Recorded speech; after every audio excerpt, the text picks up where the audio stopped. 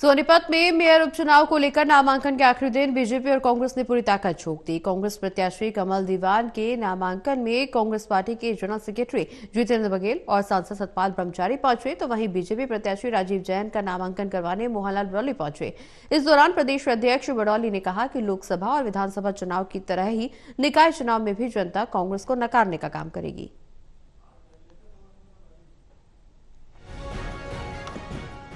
प्रदेश में होने वाले निकाय और नगरपालिका चुनाव को लेकर नामांकन के आखिरी दिन भारतीय जनता पार्टी और कांग्रेस ने अपना शक्ति प्रदर्शन करते हुए दिग्गजों ने प्रत्याशियों के नामांकन भरवाए। सोनीपत मेयर उपचुनाव के लिए कांग्रेस प्रत्याशी कमल दीवान के नामांकन पर कांग्रेस जनरल सेक्रेटरी जितेंद्र बघेल, सांसद सतपाल ब्रह्मचारी पहुंचे और कमल दीवान की जीत का दावा किया। इस दौरान जितेंद्र बघेल ने कहा कि सोनीपत में कमल दीवान भारी बहुमत से जीतेंगे और प्रदेश में कांग्रेस का संगठन मजबूत है और सभी मजबूत प्रत्याशी चुनावी मैदान में उतारे गए हैं और इस बार जनता बीजेपी को सबक सिखाएगी।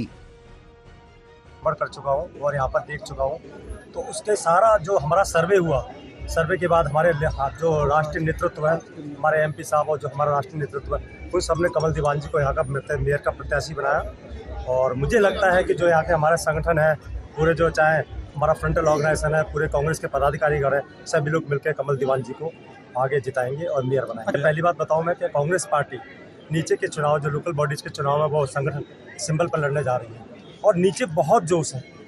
जोश इसलिए है कि हमारा हाथ का पंजा आम जन तक पहुंच रहा है, एक एक गली कूचे तक पहुंच रहा है, एक एक मोहल्ले तक पहुंच रहा है। वहीं इस दौरान भाजपा प्रदेश अध्यक्ष मोहनलाल बड़ौली ने कहा कि लोकसभा और विधानसभा चुनाव की तरह निकाय चुनाव में भी कांग्रेस को नकारने का काम प्रदेश की जनता करेगी। आज कांग्रेस अपने अस्तित्व को बचाने की लड़ाई लड़ रही है, जबकि बीजेपी विकास के मुद्दों पर चुनाव लड़ रही है। बहुत बड़े बहुमत के साथ भारतीय जनता पार्टी का कमल का फूल यहाँ खरखोदा में खिलेगा और जहाँ भी हरियाणा प्रदेश में चुनाव, आज डबल इंजन की सरकार हरियाणा प्रदेश में है।